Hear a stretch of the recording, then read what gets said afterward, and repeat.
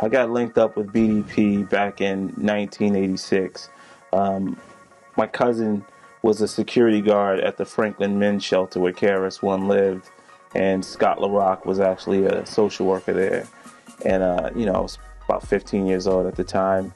My cousin wanted me to come down and sit with Scott because I was writing more songs than you know, rap lyrics then, man. I was trying to become a songwriter. And he introduced me to Scott LaRock, and Scott was like, yo, I want you down with the crew. And it was literally just that simple, that fast. I'm gonna be so real with you, I never answer these questions.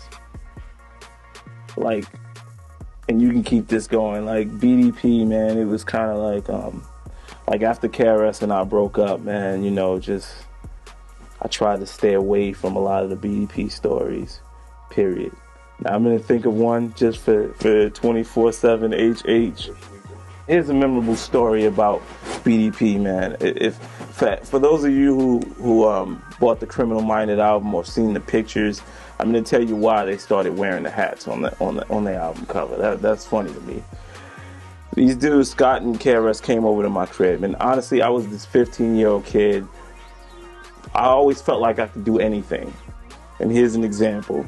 They came over to my house. We were about to do a show in Union Square in Manhattan, but they both needed haircuts. So I pulled out the clippers, like, yo, I could do it. You know what I'm saying? Scott had the wavy hair. I started cutting his hair.